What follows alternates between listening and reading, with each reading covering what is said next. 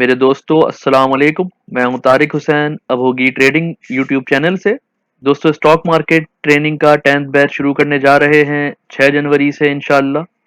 इससे पहले जिन लोगों ने कोर्स अटेंड किया और इसमें दिलचस्पी का इजहार किया, उनका शुक्रिया अदा करता हूं। इस कोर्स में स्टॉक मार्केट के basics, fundamental analysis, technical indicators और उन इंडिकेटर्स के साथ ट्रेडिंग कैसे स्ट्रेटजी बनानी है, सपोर्ट रेजिस्टेंस का क्लियर कॉन्सेप्ट, इसके अलावा ट्रेंड आइडेंटिफिकेशन जो कि बहुत ज़रूरी है ट्रेड करने के लिए, और उस ट्रेंड आइडेंटिफिकेशन के साथ कैसे कैसे हमें मूव करना है उसकी स्ट्रेटजीज आपको सिखाएंगे। दोस्तों अपने लिए टाइम निकालें अपनी प्रॉफिटेबिलिटी को बढ़ाने के लिए और लॉसेस को मिनिमाइज करने के लिए। जूम के लाइव वीडियो लिंक के थ्रू सेशंस होंगे जिसमें लाइव आप क्वेश्चन आंसर कर सकते हैं। फीस इसकी बहुत मिनिमम है, 3000 रुपीज़, और व्हाट्सएप नंबर पे आप रब्ता कर सकते हैं फर्दर डिटेल्स के लिए। मंडे, वेनेसडे और फ्राइडे क्लासेस होंगी 9 to 11 PM। कोशिश करें ज़्यादा से ज़्यादा तादाद में अटेंड करें इन सेशंस को।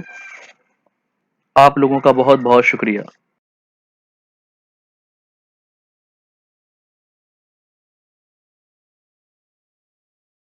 पाकिस्तानियों, अगर आपने अभी तक चैनल सब्सक्राइब नहीं किया है तो प्लीज़ इसको सब्सक्राइब कर लें और बेल आइकन को ज़रूर क्लिक करें ताकि अपडेटेड वीडियोस के अलर्ट आपको मिलते रहें। मेरे दोस्तों अस्सलाम वालेकुम। दुआ है आप लोग खैरियत से हों। सीमेंट सेक्टर से रिलेटेड जो वीडियोस हैं इसका पार्ट 2 लेके हाजिर हैं।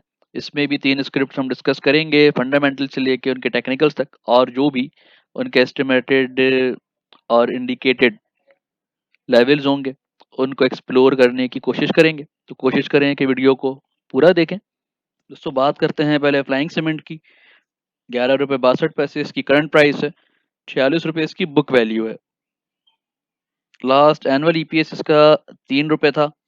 लॉस में loss per share, return on equity weak है, ईवी टू एबिडा भी नेगेटिव है, net profit margin, net gross margin दोनों नेगेटिव है। लेकिन देखने की बात यह है कि 2019 तक ये स्टेबल थे। कम थी वैल्यूज लेकिन स्टेबल थी कंपनी की जो एंटरप्राइज वैल्यू है उसके हिसाब से। लेकिन 2018-19 के बाद 2020 का साल गुजरा तो कोविड की वजह से लगता है कि काफ़ी इम्पैक्ट आया है इस कंपनी पे। एबिडा मार्जिन भी इस वजह से नेगेटिव है, लेकिन जो डेब्ट साइड है वो फिर भी स्टेबल है। पावर सीमेंट इतनी वर्स्ट नहीं है और 80% लॉन्ग डेब्ट है इक्विटी के, और लॉन्ग डेब्ट टू एसेट 38% है जो कि मुनासिब हद में है। अर्निंग पर शेयर 2019 तक 2018 तक इंक्रीजिंग थी, लेकिन 2020, 19 और 20 में थोड़ी डिक्लाइन हुई है। 2020 में तकरीबन कभी कितनी अर्निंग पर शेयर नहीं रही जितनी के लॉस पर शेयर रहा है। नेक्स्ट कैंडलस्टिक चार्ट देखते हैं इसका। दोस्तों लॉन्ग टर्म चार्ट पे देखें तो पोजीशन थोड़ी होपफुल है और टेक्निकल चार्ट्स पे रिट्रेसमेंट नज़र आ रही है अपसाइड पर, जो कि लास्ट टाइम भी 14 रुपये तक गई थी। अगर इस बार ये 14 का हिस्सा क्रॉस कर जाता है तो फिर ये लेवल इसके एक्सपोज हो जाएंगे। इस वक्त ये long term point of view से एंट्री लेवल पे है और इसका करीब तरीन टारगेट 13 रुपये 44 पैसे है। यहाँ से ही क्रॉस कर जाता है तो फर्दर 1560 फिर 1780 ये लेवल इसके हो सकते हैं। अगर 1560 के पास क्लोजिंग दे देगा आने वाले महीनों में तो फिर ये एक लॉन्ग रन पे जा सकता है और हम इस एरिया में रीट्रेसमेंट एक्सपेक्ट कर सकते हैं। ये लेवल ज़रूर नोट कर लीजिएगा और इसके हिसाब से इसको आप ट्रेस कर सकते हैं कि इसकी वैल्यू इस वक्त कहाँ एग्जिस्ट कर रही है आने वाले दिनों में। लॉन्ग टर्म पे मैकडी की बात करें तो नवंबर में, नवंबर और दिसंबर के, यानी नवंबर और दिसंबर में इसने बाइंग सिग्नल दिया है यहाँ पे और क्रॉस ओवर हुआ है लॉन्ग टर्म पे, जो कि पॉजिटिव साइन है यहाँ पे इस पे। और ये भी इसको एंट्री लेवल पे पॉइंट आउट कर रहा है कि लॉन्ग टर्म पे एंट्री यहाँ पे ली जा सकती है। लॉन्ग टर्म आरएसआई भी नॉर्मल पोजीशंस में है और एंट्री लेवल पे है और यहाँ पे कोई ओवरबॉट सिचुएशन नहीं है और एक लॉन्ग टर्म रिट्रेसमेंट यहाँ पे भी दिख रही है कि पूरी होके ये वापस जा रहा है।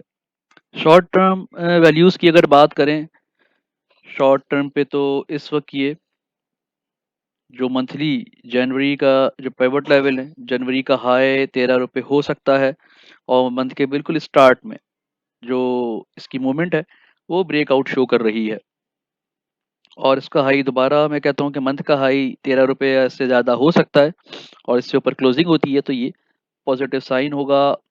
10 रुपये पे इसके सपोर्ट एरिया है और 10 रुपये के ऊपर ऊपर जब तक है ये तो पॉजिटिव जोन में है। लेकिन शॉर्ट टर्म वाले यहाँ पे प्रॉफिट टेकिंग भी ज़रूर करें 13 रुपये के पास, क्योंकि इसके ऊपर फिर क्लोजिंग होगी तो नए लेवल एक्सपोज होंगे। यहाँ पे प्रॉफिट टेकिंग भी आ सकती है शॉर्ट टर्म पे, लेकिन लॉन्ग टर्म पे कोई खतरे की बात नहीं है। नेक्स्ट वीक के पॉइंट ऑफ व्यू देखें तो पिवट से ऊपर क्लोजिंग है 12 रुपये 36 पैसे, करीबी टारगेट है। और इस वीक का हाई 14 रुपये 58 पैसे भी हो सकता है। और 13 रुपये 10 पैसे वो रीजन है जहाँ पे प्रॉफिट टेकिंग देखी जा सकती है। तो इसके करीब करीब एंट्री लेने से गुरेज कीजिएगा। जिनके पास पुरानी होल्डिंग्स है वो यहाँ पे प्रॉफिट बुक कर सकते हैं शॉर्ट टर्म पे, और फिर करेक्शन के बाद दोबारा एंट्री ले सकते हैं। उसके बाद दोस्तों डीजी खान सीमेंट को देखते हैं। 114 रुपये करंट वैल्यू है और नए हाई बना रहा है पिछले कुछ अरसे से। स्लो स्लो अपसाइड मूवमेंट है। फंडामेंटली देखते हैं कि 156 की बुक वैल्यू है। बुक वैल्यू के हिसाब से पॉजिटिव रेट है। लास्ट एनुअल ईपीएस इसका भी माइनस में था। एबिटा अच्छा है 26%। ग्रोथ वैल्यू ग्रोथ अच्छी है इसकी, ये हो सकती है इसमें अगर चीज़ें मैनेज हो जाती हैं, सेल बढ़ जाती है। ग्रॉस प्रॉफिट मार्जिन 4.717 है। नेट प्रॉफिट मार्जिन -5 है, -5.68 है। तो ग्रॉस प्रॉफिट तो पॉजिटिव था, लेकिन आफ्टर टैक्सेशन और फर्दर एक्सपेंसेस माइनस में ग्रोथ चली गई थी। और एबिटा मार्जिन भी लो है 7.45 है। डेप्थ साइड पे कोई इशू नहीं है, ना लॉन्ग पे ना शॉर्ट पे, ना ही डेप्ट टू एसेट ना ही डेप्ट टू इक्विटी, ये पॉजिटिव है। इसके बाद देखें तो नेट प्रॉफिट मार्जिन और ग्रॉस प्रॉफिट मार्जिन डिक्लाइन है। लेकिन अच्छी बात यह है कि ग्रॉस प्रॉफिट 2019 से 3.97 था, बढ़ा है। लेकिन अर्निंग पर शेयर जो है वो काफ़ी बैडली डिक्लाइन हुई है इंटरेस्ट रेट और एक्सचेंज रेट बढ़ने के बाद। तो इन चीज़ों को, वो चीज़ें, ये वो एरिया है जिस पे कंपनी को देखना होगा, अपनी प्रोडक्शन या सेल्स को बढ़ाना होगा। तो लास्ट 3 इयर्स देखें तो डिक्लाइनिंग साइड पे हैं इंडिकेटर्स कुछ, और कुछ इंडिकेटर्स पॉजिटिव है।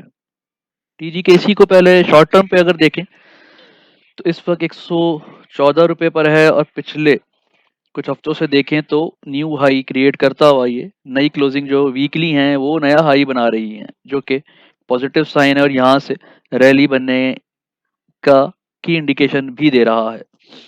इस वीक भी, लास्ट वीक भी इसने 114 रुपये डॉजी कैंडल के साथ क्लोजिंग है, लेकिन 114 रुपये का नया हाई बनाया है, इससे ऊपर बंद हुआ है। और इस मंथ का मैक्सिमम ये जो है 133 हो सकता है। 118 और 123 के रेजिस्टेंस करीब हैं, छोटी हैं। अगर वॉल्यूम अच्छा आता है तो ये जल्दी ब्रेक हो जाएंगी।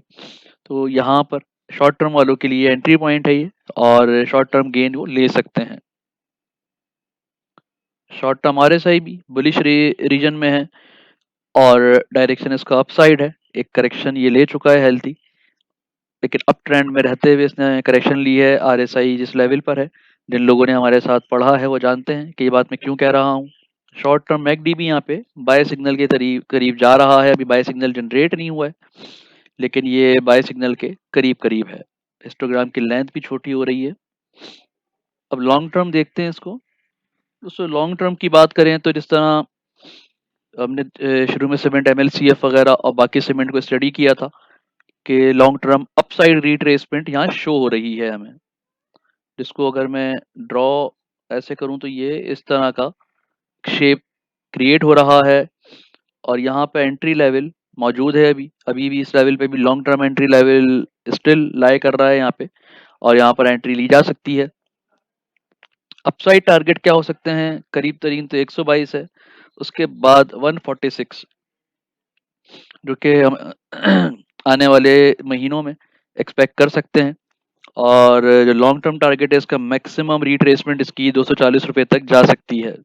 जो न्यूज़ हैं और जो ऑनगोइंग प्रोजेक्ट्स हैं उन पे काम शुरू हो जाता है तो ऑब्वियसली इसकी सेल प्रोडक्शन बढ़ेगी, और सीमेंट सेक्टर का जो ओवरऑल इम्पैक्ट है वो पॉजिटिव अभी भी है। जो गवर्नमेंट का रुझान है वो भी इसको मजबूत करता है, सीमेंट सेक्टर को। और डेवलपमेंट प्रोजेक्ट्स जो हैं ऑन द पेपर वो ऑब्वियसली पूरे तो होने हैं। तो लॉन्ग टर्म इन्वेस्टमेंट इसकी पॉजिटिव है। यहाँ से हम देख सकते हैं कि अगर 122 के ऊपर क्लोजिंग दे देता है तो 146 तक की टारगेट जा सकता है। 146 के ऊपर की क्लोजिंग इसको 171 तक ले जाएगी, जो कि नेक्स्ट ईयर में मुमकिन है। इस साल यानी कि 2021 में ये लेवल इसके मुमकिन है। लॉन्ग टर्म पे मैकडी ने भी नवंबर 2019 लास्ट ईयर यहाँ पर बाय सिग्नल शो किया था, जो अभी तक वैलिड है और कंटिन्यू कर रहा है। बहुत करेक्शंस आई होंगी इस दौरान, लेकिन लॉन्ग टर्म जो इन्वेस्टमेंट है और लॉन्ग टर्म बाय सिग्नल अभी भी यहाँ पर वैलिड है और काफ़ी जगह बाकी है ऊपर जाने में। आरएसआई लॉन्ग टर्म पे भी बुलिश एरिया के अंदर दाखिल होने वाला है, और यहाँ पर साइडवेज, क्योंकि सीमेंट नेचुरल मूवमेंट से चलता है ये, तो साइडवेज रहा काफ़ी दिन, लेकिन यहाँ पे अगर अपसाइड मूव बनती है तो ये बुलिश एरिया में दाखिल हो जाएगा। और इस ग्राफ से भी इसकी जो मूवमेंट है वो क्लियरली एक अपसाइड मूवमेंट यहाँ पर दिख रही है हमें। वीकली बेसिस पे इसको देखें तो पिवट के बिल्कुल पास क्लोजिंग है, तो 113 से 117 की रेंज में ये मूव कर सकता है। 117 के ऊपर की क्लोजिंग इसको 120 तक और फिर 122 तक ले जा सकती है, जो इस वीक का हाई हो सकता है। तो नेक्स्ट देखेंगे हम अटक सीमेंट, और ये भी एक स्ट्रॉन्ग एंटिटी है सीमेंट की, और फंडामेंटली इतने ख़राब हालात के बावजूद अभी भी बहुत ज़्यादा पॉजिटिव साइड पे है। बुक वैल्यू इसकी 121 पे है और करंट प्राइस 149 पे है। ये सीमेंट सेक्टर का स्टॉक है जो अभी तक हमने देखा है पॉजिटिव, इसकी अर्निंग पर शेयर है 8 rupees last. Return on equity weak है, ईवी टू एबिटा भी वीक है, लेकिन नेट प्रॉफिट मार्जिन और ग्रॉस प्रॉफिट मार्जिन प्रॉफिट में मतलब प्लस में है, पॉजिटिव में है। नीचे ज़रूर आए हैं ये भी, इनको देखते हैं अभी, लेकिन पॉजिटिव है। एबिटा मार्जिन भी नॉर्मल है। डेप्थ साइड पर कोई नेगेटिव सिचुएशन इनको करीब या दूर में अभी दरपेश नहीं है, तो ये अच्छा साइन है। नेट प्रॉफिट मार्जिन नीचे आया है 39% से, लेकिन 2019 से और 2020 में ये स्टेबल रहा है, जो एक बहुत अच्छी बात है। 2020 के हालात के बावजूद डिक्लाइन नहीं है और हॉरिजॉन्टल लाइन बनी है, तो ये काफ़ी अच्छी बात है। और हम देख भी रहे हैं डेटा, जो हमने प्रीवियस डेटा देखा है, ज़्यादातर सीमेंट सेक्टर बहुत नामवर जो कि रोज़ के हमारी प्रोफाइल में भी होते हैं, वो नेगेटिव साइड पे हैं अपने अर्निंग्स में, लेकिन यहाँ पर एक पॉजिटिव साइड दिखी है। Earning per share, interest rate और एक्सचेंज रेट ने हिट किया है सीमेंट इंडस्ट्री को बुरी तरह, और अर्निंग पर शेयर काफ़ी रिड्यूस हुई है और पिछले 3 साल में गिर रही है। लेकिन मेरे ख्याल से नेक्स्ट ईयर की जो प्रोफाइल्स आएंगी वो पॉजिटिव आएंगी, क्योंकि इंटरेस्ट रेट तकरीबन 50% रिड्यूस हुआ है हमारा। तो ये एक स्ट्रॉन्ग शेयर है सीमेंट इंडस्ट्री का। अटक सीमेंट को पहले लॉन्ग टर्म पे देख लेते हैं। लॉन्ग टर्म पे दोबारा वही साइट है हमारे पास जो प्रीवियस हम देख रहे हैं कि एक लॉन्ग टर्म रिट्रेसमेंट के बाद अपसाइड मूवमेंट है। करीबी टारगेट यहाँ से 164 है, 181 को हिट करके ही वापस आया है, और यहाँ पे सपोर्ट एक जनरेट की है इसने 140 पे।